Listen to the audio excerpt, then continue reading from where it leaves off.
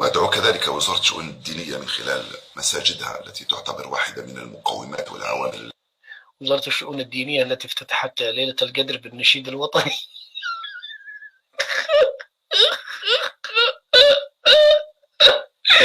والله العظيم يا جماعة أنا فكرت المقطع مفبرك.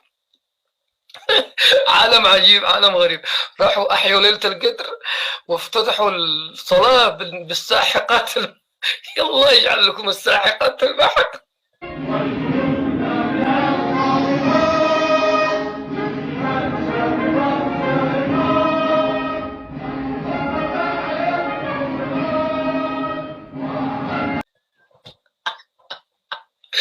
يعني في ليلة القدر الشؤون الدينية الجزائرية النبي صلى الله عليه وسلم يقول إذا صادفتكم ليلة القدر يعني فاطلبوا الله العفو والعافية. وهذا راحوا رصوا قوموهم هكذا قالوا استووا ارتصوا رصوا قسما بالساحقات الماحقات. الله أكبر والله العظيم.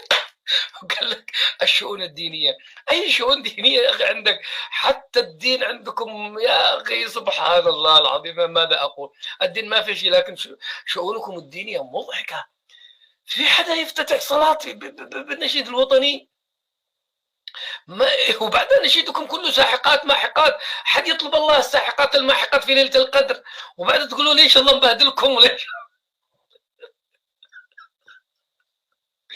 والله أننا تمنيت أن الموضوع مفبرك وما نشرته وقلت يا جماعة هذا مفبرك، مستحيل أن في ناس بهذا السذاجة.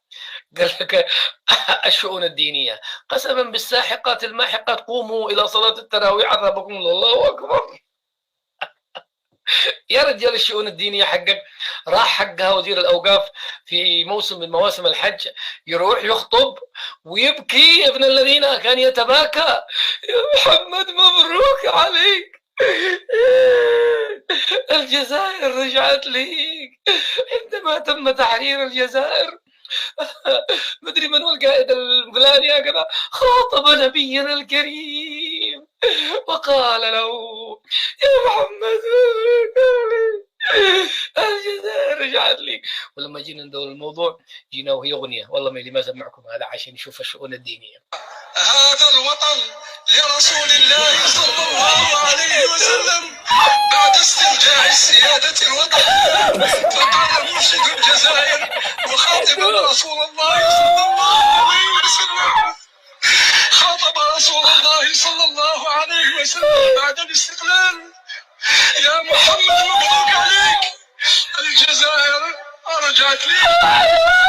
يا محمد مبروك عليك الجزائر رجعت لي. يا محمد مبروك عليك الجزائر رجعت لي. يا محمد مبروك عليك الجزائر. عشان الله يطير والله. فالجزائر رجعت ليك، اللي علي راني درته، باقي دير اللي عليك. يعني يا محمد أنا الثوار يقولون يا محمد يعني الجزائري أنا اللي علي راني درته، باقي الدير اللي عليك. وراح وزير الأوقاف حق الشؤون الدينية وندع أمها خطبة في عرفة، خطبة وبكاء وصدق نفسه بكاء.